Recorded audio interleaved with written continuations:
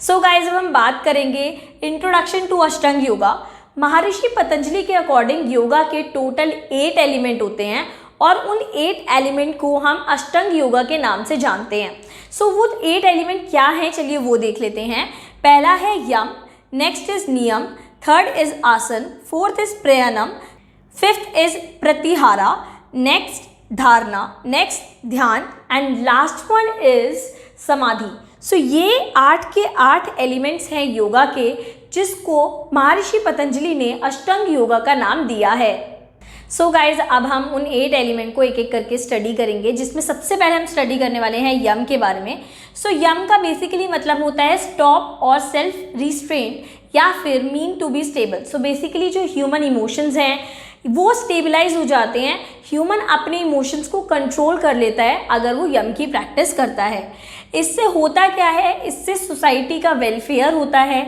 उसी के साथ साथ जो इंसान है उसके अंदर jealousy, arrogance, greed, passion, basically ये सारी जो भावनाएं हैं वो कंट्रोल में रहती हैं और उसके ऊपर हावी नहीं होती हैं। एंड लास्टली दे रखा है कि ये अपलिफ्ट करता है बॉडी, माइंड और स्पिरिट को। महर्षि पतंजलि ने इसके जो हैं 5 और पार्ट्स बताए हैं, अब हम उनके बारे में देखेंगे। सो गाइज अब हम देखेंगे एलिमेंट्स ऑफ यम। सो यम के टोटल 5 एलिमेंट्स है। पहला है अहिंसा, जिसको हम नॉन वायलेंस के नाम से जानते हैं। नेक्स्ट इज सत्य, जिसको हम ट्रुथफुलनेस के नाम से जानते हैं।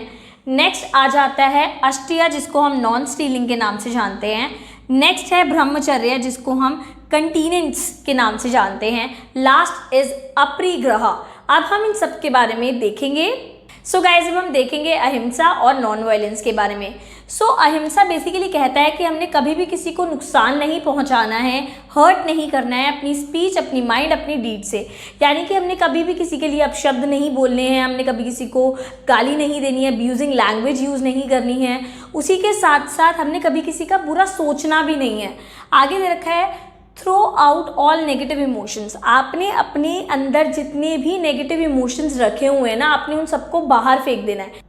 आपके अंदर एग्जाइटी नहीं होनी चाहिए, जेलसी नहीं होनी चाहिए, हेटनेस नहीं होनी चाहिए। आपका मन बिल्कुल प्योर होना चाहिए। सो आपने किसी को हर्ट नहीं करना है, प्लस जितने भी नेगेटिव इमोशंस हैं उनको बाहर निकाल देना है। सो नेक्स्ट की तरफ मूव करते हैं। नेक्स्ट हमारा है सत्य, जिसको हम ट्रुथफुलनेस के नाम से भी जानते हैं। सो ट्रुथफुलनेस आपको खुद ही वर्ड इंडिकेट कर रहा है। ट्रुथ मतलब सच, यानी कि आपने हमेशा सच बोलना है। आपने झूठ की तरफ बिल्कुल भी इंक्लाइन नहीं करना है, आपने कभी झूठ नहीं बोलना है। आपने सिर्फ और सिर्फ सच का साथ देना और सच ही बोलना है। सो यहाँ पर दे रखा है कि we must be truthful in thought, word and deed. So basically हमें ट्रूथफुल यानी कि सच्चा रहना है अपने थॉट्स के हिसाब से, अपने वर्ड्स के हिसाब से, और जो आपने प्रॉमिस करा है उसके हिसाब से।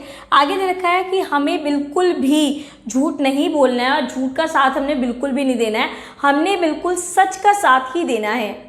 सो नेक्स्ट टॉपिक है अष्टया, जिसको हम नॉन स्टीलिंग के नाम से जानते हैं। सो नॉन स्टीलिंग का वर्ड क्लियरली इंडिकेट कर रहा है कि आपने कभी भी किसी चीज़ को चुराना नहीं है। आपने ऐसे नहीं करना कि दूसरों की चीज़ है और आप बिना पूछे उससे ले रहे हैं, वो भी एक चोरी होती है। प्लस आप किसी के थॉट्स को चुरा के यूज़ कर रहे हैं, वो भी चोरी है।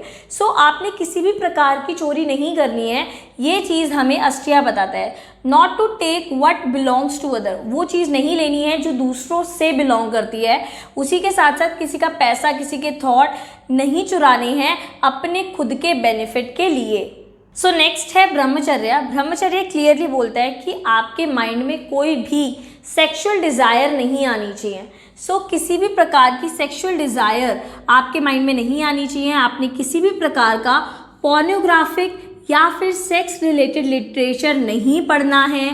आपने अपने आप को किसी के भी साथ, किसी भी पर्सन के साथ जो है इंडल्ज नहीं करना है, सेक्सुअल रिलेशनशिप नहीं बनानी है। सो बेसिकली आपकी जो आत्मा है वो बिल्कुल प्योर होनी चाहिए और आपने बिल्कुल भी सेक्स के बारे में सोचना नहीं है और उसकी तरफ इंक्लाइन भी नहीं होना और थॉट को अपने ऊपर हावी नहीं होने देना है। यही ब्रह्मचर्य का पार्ट है। सो गाइज अब हम बात करेंगे अपरिग्रह के बारे में। सो बेसिकली ये कहता है कि आपने अपनी लाइफ में सिर्फ मिनिमम नीड्स पे फोकस करना है, विच मीन्स आपने बेसिक नीड को ही मेन मानना है और आपने ज़्यादा चीज़ों की इच्छा चाहत नहीं रखनी है। सो यहाँ पर दे रखा है mean to lead a life with minimum requirement. आपने अपनी ज़िंदगी बितानी है बहुत ही कम चीज़ों के साथ, बेसिक नीड्स के साथ, और आपने फोकस करना है बेसिक नीड पे, और आपने ज़्यादा चाहने की चाहत को त्यागना है। आपने सिर्फ और सिर्फ फोकस करना है बेसिक नीड्स पे। सो गाइज, अब हम बात करेंगे अष्टांग योगा के सेकंड एलिमेंट के बारे में, जिसका नाम है नियम, जिसको हम ऑब्जर्वेंस के नाम से भी जानते हैं। सो बेसिकली इसमें ना एक इंसान का बिहेवियर इम्प्रूव करा जाता है, या फिर मैं दूसरे शब्दों में बोलूँ, इसमें बॉडी और सेंसेस की बहुत ज़्यादा इम्प्रूवमेंट हो जाती है। उसके बाद यहाँ पर बता रखा है कि नियम के भी एलिमेंट्स हैं। पहला है purity, second is self study, third is contentment, fourth is meditation of God and fifth one is austerity. अब हम इन सबको इंडिविजुअली पढ़ेंगे। सो बेसिकली अगर मैं बात करूं प्योरिटी की, तो यहाँ पर ये बात करी जाती है कि आपकी जो बॉडी है वो इंटरनली प्लस एक्सटर्नली प्योरीफाई होनी चाहिए। नेक्स्ट है कंटेंटमेंट, जिसको संतोष के नाम से जाना जाता है। सो बेसिकली इसमें ये कहा जा रहा है कि भगवान ने आपको जितना भी दिया है ना, उसमें आप ना बिल्कुल सेटिस्फाई होने चाहिए। आपको भगवान ने अगर आपको बेसिक नीड के अकॉर्डिंग दे रखा है तो आप उसमें सेटिस्फाई रहो, अगर भगवान ने आपको ज़्यादा दे रखा है तो आप उसमें सेटिस्फाई रहो। सो बेसिकली यहाँ पर संतोष की बात करी हुई है कि आपके पास जितना भी है ना, आप उसमें सेटिस्फाई रहने चाहिए। सो अब हम आगे बात करेंगे ऑस्टेरिटी की, विच मीन्स तपा।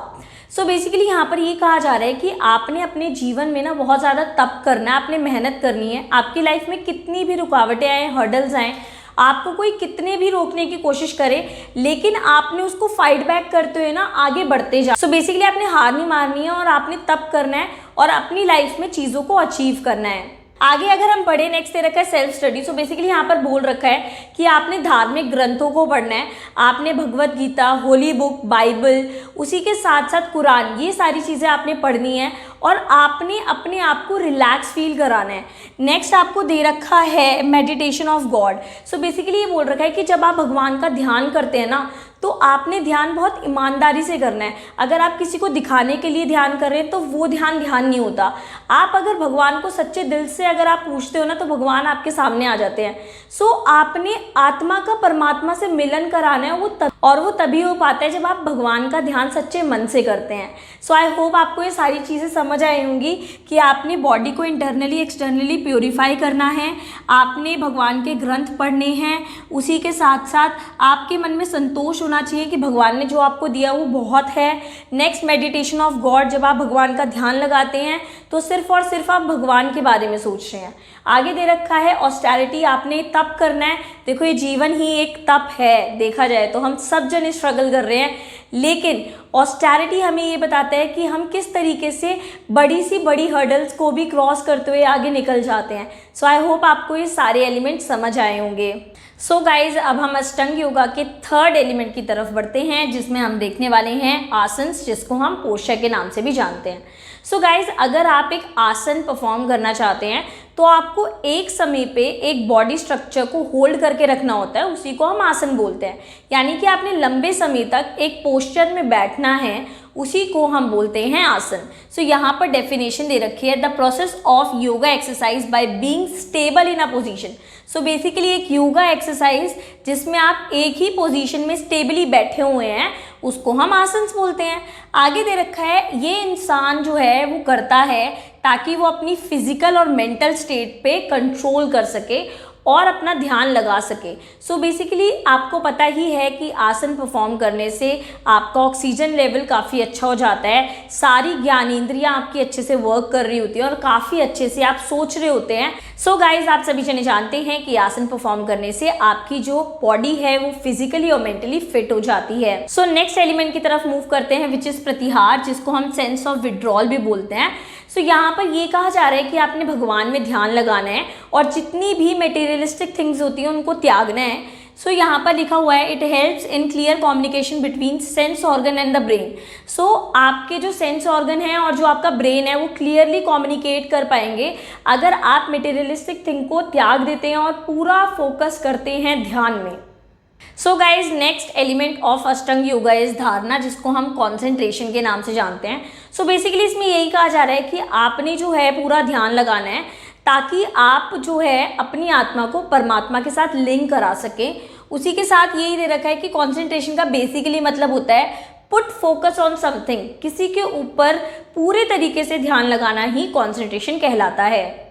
सो गाइज अब हम देखेंगे अष्टांग योगा के लास्ट 2 एलिमेंट। सबसे पहले आ जाता है आपका ध्यान, जिसको हम मेडिटेशन बोलते हैं।